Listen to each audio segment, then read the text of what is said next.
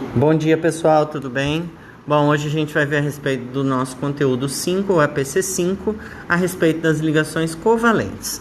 As ligações covalentes, elas são um tipo de força intramolecular, ou seja, ocorrem internamente entre as moléculas, não de forma externa. Portanto, enquanto a ligação iônica era a doação ou recebimento de elétrons, a ligação covalente ela é o compartilhamento, ou seja, fica inviável tanto para uma substância, para um composto ou para uma molécula poder fazer a doação ou recebimento. Frente a isso, eles resolvem compartilhar, eles emprestam um ao outro. Como exemplo, eu dou aqui para vocês como se fossem dois átomos de cloro. O cloro, depois da distribuição eletrônica, a gente nota que na última camada ele tem 7 elétrons. Portanto, seria mais viável que ele recebesse um elétron do próximo colega. No entanto, quando a gente junta dois átomos de cloro, nota-se então que fica este com 7 e o irmão com 7 também. O que é mais fácil? Eles compartilharem este elétron do meio, de forma que estabilize os dois compostos químicos. Outros exemplos, H2. Fazemos a distribuição eletrônica e vemos que existe um elétron na camada de valência. Para que a gente junte dois hidrogênios, lembram que o hidrogênio é o único elemento químico que ele não entra na regra do octeto e sim na regra do dueto, ou seja, 2 elétrons são suficientes para que este elemento esteja estável. Além disso, temos outros dois exemplos, O2 e N2. Qual é a diferença?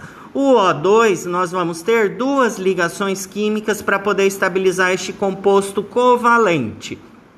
Já o nitrogênio é necessário que ocorram 3 ligações químicas para ele ficar estável.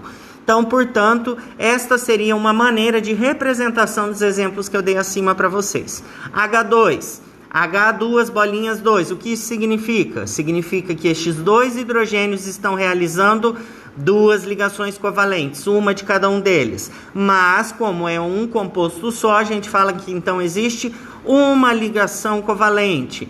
O2, 2 ligações covalentes. N2, 3 ligações covalentes. Quando a gente fala ligação covalente, quando é um só, a gente chama ligação covalente simples. Quando são 2 ligações, ligações covalentes duplas. Quando são 3 ligações, ligações covalentes triplas. Coloco aqui também mais um exemplo para vocês.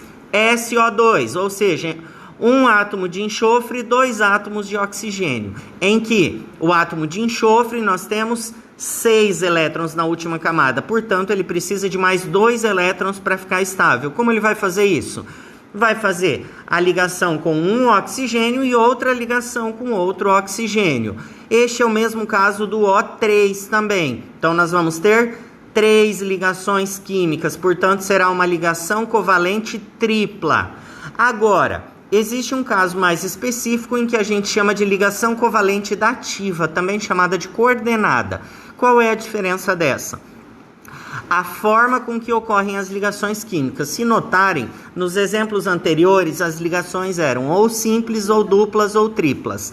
Agora, neste composto SO2, nós temos uma ligação dupla e uma simples. Já no O3, a mesma coisa, nós temos uma ligação dupla e uma ligação simples. Quando ocorre a mistura de 2 ou mais tipos de ligação química, a gente chama a ligação química de dativa.